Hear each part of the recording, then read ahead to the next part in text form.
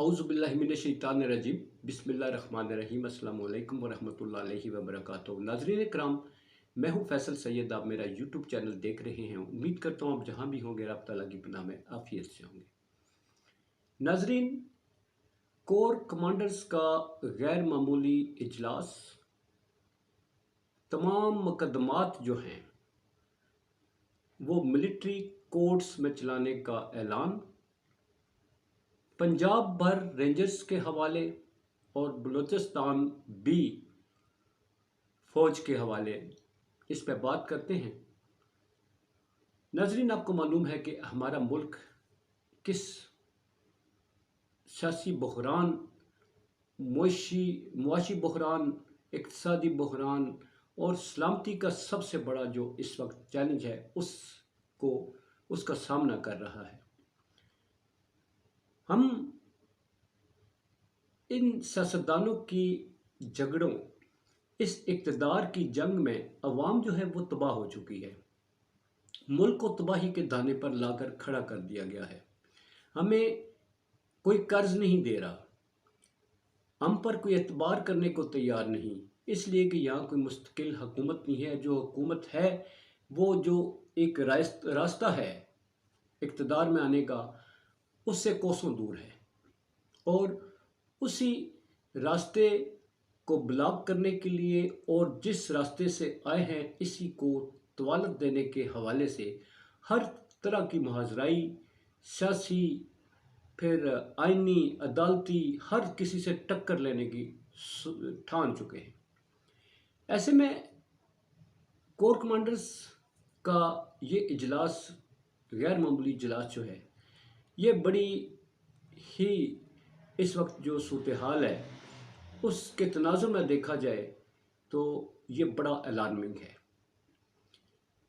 Core commanders conference जो है वो जो इमरान खान साहब की गिरफ्तारी के बाद जो मुल्क में हालात पैदा हुए, अफसोसनाक जो फुटेजेस आई, आर्मी इंस्टॉलेशंस पर जिस तरह से हमले किए गए, ये कभी सोचा भी नहीं था। और जितना दुख हुआ है ये कुछ सोच भी नहीं सकता कि हमारे दिलों पर क्या गुजरी है कि हम इस किस दौर में आ फंसे हैं। मशरक़ी पाकिस्तान में ऐसे ही हालात सियासतदानों के पैदा किए गए थे जिसकी नताइज में फ़ौज को और अवाम को आपस में आमने सामने कर दिया गया था। वहाँ भी इक़्तिदार की जंग थी, वही सियासी जो है वो इक़्तिदार की जंग, और वही सोच आज फिर पाकिस्तान को इसका सामना है। मगर उस वक्त जिस तरह से फ़ौज ने जो कुछ किया वो अफसोसनाक है। वो अगर किताबों में पढ़े तो देखकर दुख होता है, मगर उस फ़ौज और आज की फ़ौज में ज़मीन आसमान का फ़र्क है। इसलिए कि हमारे ऊपर जो क़यादत बैठी हुई है वो तारीख़ से वाक़फ़ है और वो इस तरह के हालात को कभी भी पैदा नहीं होने देगी जिसमें अवाम और फ़ौज के दरमियान कोई बड़ी खलीज पैदा हो जाए। हमारी फ़ौज पर बहुत सारी जिम्मेदारियाँ हैं। हमारा मुल्क जो है वो दहशतगर्द जो है उसका निशाना फ़ौज और पुलिस के अदारे, हमारी सरहदों पर जो है वो मंडलाते साए हर वक्त जो है वो इस तरफ पड़ोस में इंडिया और उधर अफ़गानिस्तान, अंदर दहशतगर्द। और फिर फ़ौज के कंधों पर एक और बड़ा बोझ वो ये है कि हमारे सियासी लोग जो हैं इन्होंने जो माहौल पैदा कर दिया है, अब ये जंग अंदर शुरू हो गई। ये सबसे बड़ा बोझ हमारी फ़ौज के और चैलेंज बन गया है कि फ़ौज जब महाज पे होती है तो उसकी बैक बोन जो है और बैक स्ट्रेंथ जो है वो पब्लिक होती है। फ़ौज तभी किसी बड़े मार्के को सरंजाम देते हुए इसमें फ़तह हासिल करती है जब उसकी बैक स्ट्रेंथ स्ट्रांग होती है और अवाम भरपूर किस्म का साथ देती है। अब आते हैं जो मामलात आज की कोर कमांडर कॉन्फ्रेंस में, जहां इस सारी सूरत हाल पर जो है वो डिस्कस किया गया और इसमें DGISPR ने फिर इस बात का अयादा किया, जैसा कि वो अपने ट्वीट्स में करते रहे हैं, कि ये सोची समझी साजिश है और इसके पीछे बाकायदा मकासद है। अब ये साजिशियों को भी बेनकाब करना फ़ौज का काम है। बहुत स्ट्रांग इंटेलिजेंस अदारे हैं इनके पास। ये मैं कहता हूँ कि ज़मीन के नीचे साजिश जो हो वो उसको भी ये ट्रू पिक्चर उसकी भी ला सकते हैं। अब ये फ़ौज का बहुत बड़ा इम्तिहान है कि जिन लोगों को पकड़ा गया है उसमें कोई बेगुनाह ना हो। اب ملٹری کورٹس جو ہیں ان کے قیام کا جو اعلان کیا گیا ہے، اور اس سلسلے میں یہ جتنے مقدمات ہیں یہ ملٹری کورٹس میں چلائے جائیں گے، اور ملٹری کورٹس میں جو سزائیں ہوں گی وہ کہیں چیلنج ہو سکیں گی۔ ابھی تک سننے میں آیا ہے کہ یہ سزائیں چیلنج بھی نہیں ہو سکیں گی۔ جو ہیومن رائٹس کی بیسک جو ہوتی ہے وہ یہ ہے کہ اگر کوئی مطمئن نہیں ہے تو اپنی صفائی مزید دینا چاہتا ہے، اس کو موقع دیا جاتا ہے۔ مگر میرا خیال ہے فوج خود اس کو جو ہے وہ ایڈریس کرے گی، اور فوج خود یہ بھی موقع دے گی کہ اگر وہ اپیل کرنا چاہتا ہے، اس کا نظام فوج میں بھی موجود ہے، اعلیٰ افسران تک جو ہے تو اپیل کا حق بھی شاید دیا جائے گا۔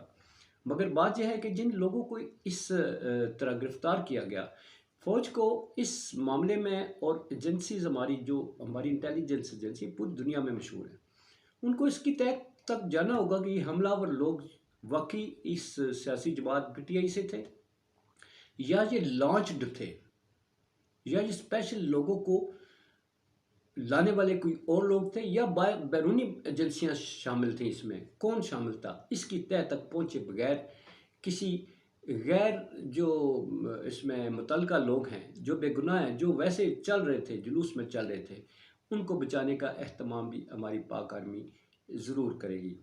اور دوسری طرف آتے ہیں جی کہ آج پارلیمنٹ کے اجلاس میں جیسا کہ ہمارے جو وزیر اعلیٰ ہیں، نگران وزیر اعلیٰ، انہوں نے ریکویسٹ کی کہ پنجاب میں لا انفورسمنٹ کے لیے ضروری ہے کہ یہاں رینجرز طلب کی جائے، اور وفاق نے فوراً نوٹیفیکیشن جاری کر دیا، رینجرز کے حوالے سے پورا پنجاب رینجرز کے حوالے کر دیا گیا۔ ساتھ ہی ادھر سے ریکویسٹ آ گئی بلوچستان سے بھی کہ وہاں بھی امن عامہ کو کنٹرول کرنے کے لیے فوج کی ضرورت ہے، تو وہاں پر فوج تعینات کر دی جائے گی، اور یہ فیصلہ کیا گیا کہ سندھ میں اگر ضرورت پڑتی ہے، اگر وہاں سے ریکویسٹ آتی ہے تو وہاں بھی فوج تعینات کر دی جائے گی۔ اور یوں ہمارے چاروں صوبے 245 آرٹیکل ہے اس کے تحت فوج کے حوالے کر دیے جائیں گے۔ تو سوال یہ پیدا ہوتا ہے، جب آپ سے نظام نہیں چلتا، آپ کی کیپیسٹی نہیں ہے، آپ فوج کو کیوں ہر جگہ جو ہے تو انوالو کر رہے ہیں؟ تو کیوں نہیں مارشل لا لگوا دیتے آپ، تاکہ فوج یکسوئی سے اپنا کام کرے، وہ کسی ایک پلان پہ چلتے ہوئے، کسی ایک ڈائریکشن پہ چلتے ہوئے ملک کی معاشی صورتحال کو بھی سنبھالے، اقتصادی چیلنجز کو بھی ایڈریس کرے، اور پھر اس کے ساتھ جو عوام ہیں ان کے ساتھ بھی جو اپنا وہ رابطہ ہے اس کو سٹرانگ کرنے کے لیے جدوجہد کر سکے، اور جو بیرون ملک جو اس وقت بے اعتماد بھی ہیں ان کا بھی اعتماد پیدا کیا جا سکے۔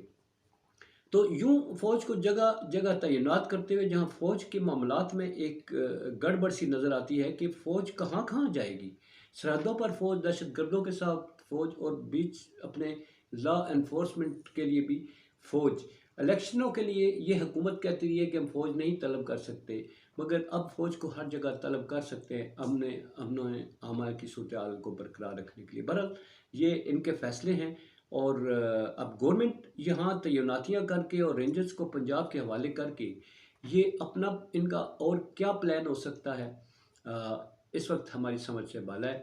نیکسٹ ویلاگ میں بات کریں گے ڈیٹیل سے، مگر اس وقت یہ کور کمانڈرز کانفرنس جو ہے یہ انتہائی اہمیت کی حامل ہے، اور اس کے نتائج جو ہے، اور کل سلامتی کونسل کا اجلاس ہے جس میں ان ہماری تمام مسلح افواج کی جو قیادت ہے، یہ D G S I, D G M I D G, جو ہمارے ملٹری آپریشنز ہوتے ہیں، کیا ملٹری انٹیلیجنس ایم آئی اور آئی بی، یہ سارے وہاں پر بریفنگز دیں گے، اور حکومت اس کا کیا فائدہ اٹھائے گی یہ آنے والا وقت بتائے گا۔